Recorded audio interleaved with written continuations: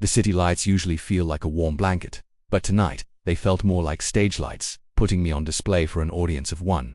It started subtly. I was walking home from my late shift at the bookstore, the same route I'd taken 100 times.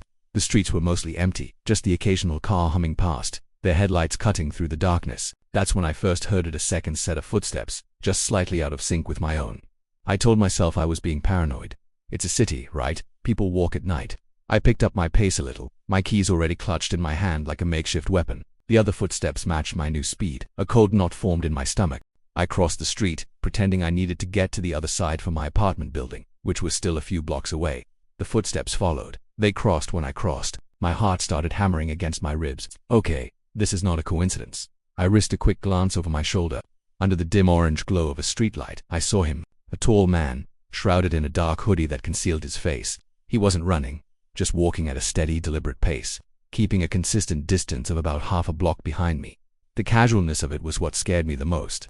I started to properly power walk now, my breath coming in short, sharp bursts. Don't run, I told myself. Don't show him you're scared. Running felt like an admission of defeat, like I was officially the prey. My apartment was on a quiet residential street, which suddenly seemed like the worst possible destination, leading him right to my front door.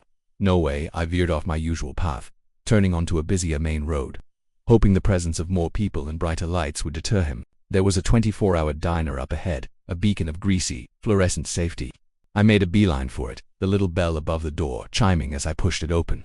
I slid into a booth by the window, my back against the wall so I could watch the entrance. My hands were shaking as I pulled out my phone, pretending to scroll through social media. I watched the street outside. A minute passed, then two. He walked right past the diner, his head down, never breaking his stride. A wave of relief washed over me, so strong it almost made me dizzy. I had imagined it. It was just a guy walking in the same direction. I felt a little foolish. I ordered a coffee I didn't want, just to have an excuse to sit there for a while and let my nerves settle.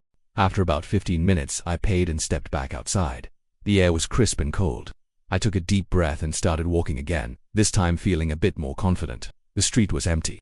I was about a block from my building when I heard it again, the footsteps. Soft, but unmistakable. My blood ran cold. I spun around, my heart leaping into my throat. There he was, standing at the far end of the street, under another streetlight, just watching me. He hadn't been gone at all. He had just waited. He knew I had to come out eventually. He knew which way I was heading. That's when I panicked. I abandoned all pretense of calm and just ran. I sprinted, my lungs burning, the sound of my own frantic footsteps echoing in my ears, mingling with his. His were faster now, closer.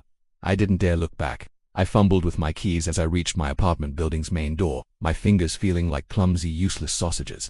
The key scraped against the lock. Come on, come on. It finally clicked open. I stumbled inside, slammed the heavy door shut, and leaned against it, gasping for air. I heard his footsteps stop right outside. There was a silence that stretched for an eternity. I held my breath, listening. Then, a soft, slow scrape. The sound of a fingernail dragging down the outside of the door. It went from the top all the way to the bottom, and then, silence again. I stayed there, pressed against the door for what felt like hours, too terrified to move, too terrified to even look through the peephole. He never knocked. He never tried the handle. He just left me with that sound, that terrifying, deliberate scrape that told me he knew exactly where I was. I eventually crept to my apartment on the 3rd floor, locked and barricaded the door, and sat in the dark until the sun came up. I still don't know who he was or what he wanted.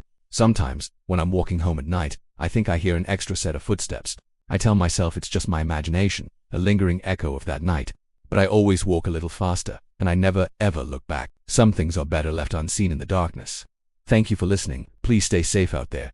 And if you enjoyed this story, don't forget to like and subscribe for more.